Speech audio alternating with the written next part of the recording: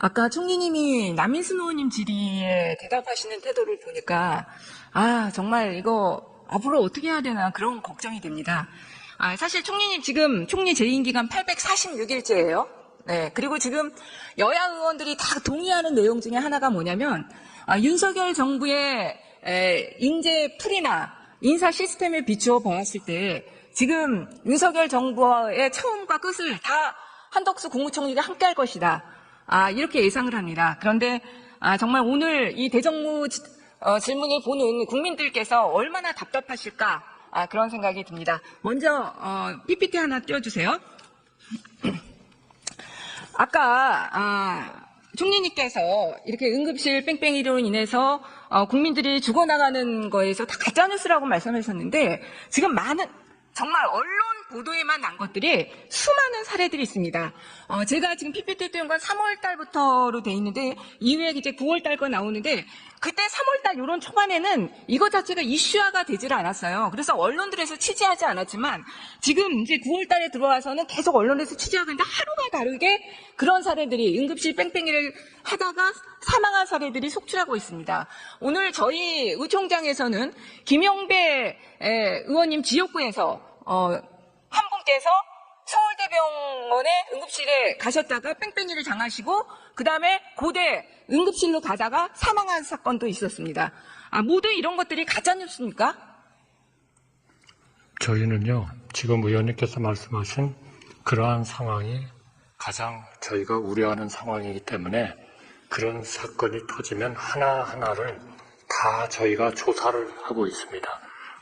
무엇 때문에 이분이 결국 돌아가실 수밖에 없었는지 제가 아까 말씀드리고 좀 그렇지 않다고 말씀드린 거는 응급실에서 죽어나간다 하는 그 표현, 그거는 응급실에서 24시간 정말 헌신을 하고 있는 전문의 PA 간호사들 그리고 그 기사님들 이런 분들을 정말 얼마나 서운하게 하실까 하는 그런 생각의 표현이었다. 그렇게 말씀드리겠습니다. 그러면 그 표현도 응급실에서 죽어나간다는 표현도 정말 환자의 가족들 정말 이 고통을 당하는 국민들의 심정을 대변하는 표현인 겁니다. 정말로 이송되는 도중에 또 그 응급 치료하시는 분들이 느끼는 그 감정을 표현한 것이지 그렇게 대응하셔서는 일국의 총리라면 그렇게 하셔서는 안 됐었다고 생각합니다. 제가 객관적인 수치로 지금 응급실이 얼마나 이중한 상태인지 보여드리겠습니다. 지금 총리님도 계속 응급실 뺑뺑이가 기존에 있었던 사례들이고 지금 특별하게 그렇게 심각하지 않다고 보시는 것 같아요. 제가 심각하지 않다고 말씀드린 적 없습니다. 문제가 있다고 그랬죠. 박지원 문제가 응급실 뺑뺑이 예전부터 이어져 왔던 일이다. 이런 말들이요. 총리님, 법무부 장관이 아니라 복지부 장관 차관 입에서 계속 나오고 있어요. 아닙니다. 일단 이걸로 논쟁하기는 싫습니다. 총리님. 제가 일단 객관적인 수치를 보여드릴게요. 네. 자, 응급실 진료 제한 메시지 표출 현황 띄워주세요. 2023년과 2024년 대비입니다. 지금 전공의가 사직한 2월부터 8월 26일까지 전국의 400곳의 응급실에서 중앙응급의료센터를 전송한 응급실 진료 제한 메시지가 같은 해 기간 비해서 지난해하고 비교해서요 22.7% 더 많이 올랐습니다. 엄청난 수치죠. 그리고 거의 의료 인력이 없어 계속 넘겨주세요. 이거는 이제 막대 그래프로 한 거고요. 의료 인력이 없어서 이렇게 어려운 상황이라는 것들이 나타나고 있습니다. 그 다음에 119 상황관리센터 떼어주세요. 그리고 구국대 요청에 의해서 상황관리센터에서 환자의 중증도 파하고 이송병원을 선정하는데 그 119 상황관리센터의 비교도 보면 작년 대비 같은 달 이송 선정 건수 2배 이상 증가했습니다. 그리고 또 넘겨주세요. 그리고 9월 1일과 9월 5일 기준으로 볼 때 9월 5일 기준 가장 최근 기준으로 말씀드리겠다. 전체 180개 응급의료센터 가운데 심근경색 뇌출혈 응급뿐만 등 27개 중증 응급질환병 진료 가능 기간은 평균 88곳으로 하루 만에 14곳이나 감소했고 평상시보다 21곳이나 적습니다. 북부 대동맥 응급수술이 가능한 응급실에서는 평시 83곳에 66곳으로 산부인과 응급뿐만이 가능한 곳은 96곳에서 80곳으로 감소했습니다. 계속적으로 상태가 굉장히 나빠지고 있습니다. 그거 인정하시죠? 총리님. 네, 그 12,000명이 나가 있는데 어떻게 아무런 지장이 없이 어떤 조직이 돌아갈 수 있겠습니까? 제가 말씀드리고 강조하는 것은 그럼에도 불구하고 정말 헌신적으로 일하시는 전문의, PA 간호사들, 그리고 응급을 처리하는 기사님들, 이런 분들의 정말 24시간 열심히 하시는 것 때문에 지탱이 되고 있다. 우리가 그거를 조금이라도 격려를 해줘야지 그분들을 좀 사기를 잃도록 하는 일은 정말 해서는 정말 그거는 어려운 일입니다. 누가 그 사기를 잃게 했습니까? 여기서 지휘하시는 의원님들 중에 어느 한 분도 그분들을 비난한 분 없습니다. 응급실에서 죽어나간다는 표현이 뭡니까? 아니, 응급실에서 죽어나간다는 표현이 뭐예요? 이분들은 최선을 다해가지고 살리려고 노력하고 있는데 어떻게 응급실에서 죽어나간다는 표현을 씁니까? 아니, 저는 화가 납니다. 지금 이렇게 응급실이 어렵고 국민들이 만나면 아프지 말자 인사합니다. 이런 의료 대란 사태 누구에게 가장 큰 책임이 있습니까? 의원님, 2004년에 아니요. 52건의 총리님, 기사 건수가 났는데요. 총리님, 제 질문에 대답하십시오. 이런 사태에 누가 가장 큰 책임이 있습니까? 모두 다 책임이 있죠. 가장 큰 책임 누굽니까? 아니, 정부 아닙니까? 아닙니다. 정부 책임 있죠. 지난번에는 전공이라고 하시던데 있어요. 전공에게 가장 큰 책임이 있습니까? 첫 번째 책임이 있죠. 여전히 전공에게 가장 큰 책임이 있다. 아니, 중증 환자, 기계 환자, 총리님, 거기를 떠나버리게 돼 있습니까? 사과하신 건 줄 알았는데 전공의에게 이 의료 대란에 가장 큰 책임이 있다. 맞습니까? 첫 번째 책임이 있습니다. 아, 정말 여야 의정 대화 협의체가 될지 정말로 우려스럽습니다. 그거는 아니, 총리님께서 그런 태도를 가지고 계신데 누가 들어오겠습니까? 지금 우리가 여야 의정 협의체를 위해서 무엇보다도 설득하고 해야 될 사람들은 전공입니다. 그런데 전공에게 가장 큰 책임이 있다고 하는데 의원님. 어떻게 전공의들이 들어오겠어요? 의원님, 정말 저기 앉아 계신 국민의힘 의원들도 저희가 볼 때는 지금 가슴 치고 계실 것 같아요. 의원님, 그나마 밥상 차려놓으려고 했더니 총리가 다 걷어차버리는구나 이럴 것 같아요. 의원님, 정말 원인을 물으시니까 좋아요. 원인을 명확히 하셔야죠. 의견이 다르니까 그러면 아니, 명확히 하셔야죠. 총리님은 아니, 그거를 감춘다고 감추시는 겁니까? 이 사태에 대해서 아니, 감춘다고 정부가 감추시는 가장 큰 거예요? 책임이 있다고 저는 아니, 평가할 거라고 감춘다고 생각합니다. 감추시는 거예요? 원인은 명확하게 내놓고 해결책을 생각을 해야죠.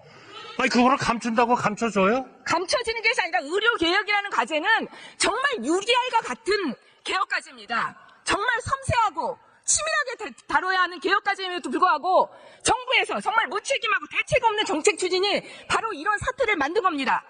이 부분에 대해서 저는 많은 국민들이 다 동의할 거라고 생각합니다. 그렇기 아닙니다. 때문에 많은 국민들은 의원님하고 다른 생각을 하시는 분도 많습니다. 아니, 보세요. 언론을 보세요. 대통령의 지지율과 그것이 아니, 알려진 거예요. 그게 지지율하고 무슨 상관이 있어요? 대통령의 정책 아니, 실패가 지지율을 올리려면, 영향인 거죠. 의대정원 하지 말고 의료개혁 하지 말아야죠. 총리님, 여야 의장 협의체 만들어야 됩니까? 안 만들어야 됩니까? 만들어야죠. 총리님의 그런 도와주세요. 태도와 자세를 가지고 여야 도와주세요. 것 같아요? 아니, 그런 협의체를 만든다는 정말 것이 더 이상의 지지를 사실을 못하게 덮는다고 하시네요. 되는 게 아닙니다. 그 태도가 정말 덮는다고 되는 게 아니에요. 덮는다고 되는 게 아니라 기본적으로 상대방을 존중하고 상대방이 들어올 수 있는 토대를 만들어야 됩니다. 지금 의학계에서 가장 얘기하는 것은 신뢰를 상실했다는 문제입니다. 총리님의 그런 태도와 답변 자세를 가지고 과연 의학계가 들어오고 싶은 마음이 나오겠습니까? 의원님, 사실을 감추려고 하지 마십시오. 어떤 사실이요?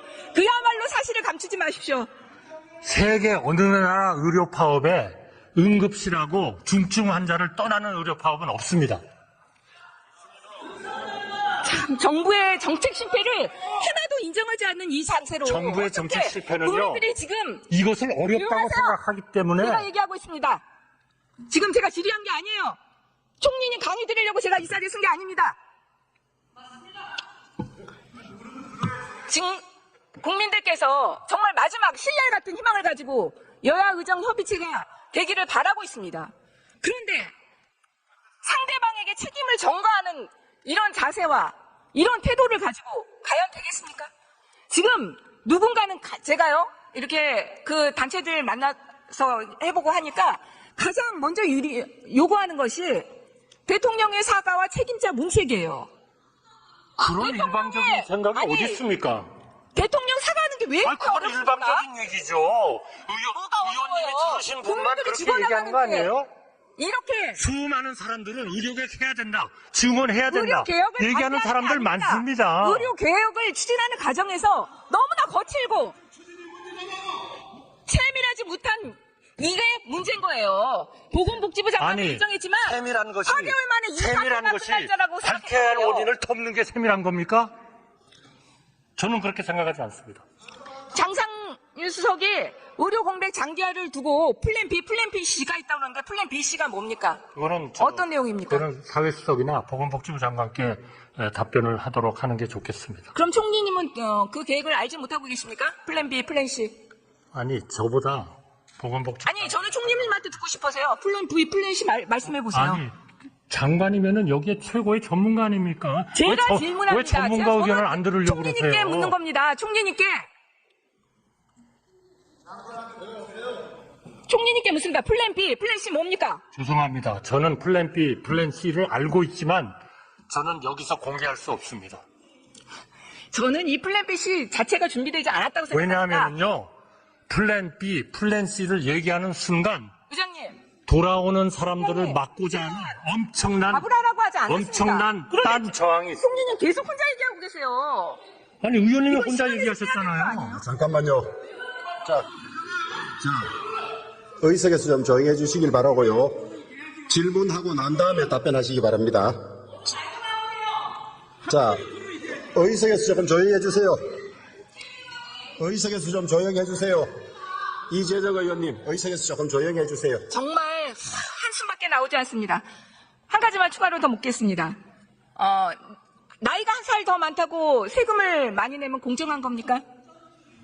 글쎄요, 무슨 의도로 물으시는지 제가 아니 공무원 우대면 여기서 나이가 한 살 많다고 세금 많이 내면 아니, 상황에 공정한 따라서 거냐고. 다 다르겠죠. 그걸 어떻게 일률적으로 답변하라고 그러십니까? 연금 개혁안 세대별 차등 보험료율 그럼 정말 그렇게 세계 말씀을 하셔야죠. 유례도 없는 날입니다. 75년생과 76년생 1년 일찍 태어났다는 이유로 다른 요일에 연금보험을 내야 됩니다. 85년생과 82년생도 마찬가지입니다. 95년생과 96년생도 단지 몇 달 차이, 얼마 차이라는 이유로 평생을 더 많은 연금을 내야 되는데 이런 연금개혁 말이 됩니까?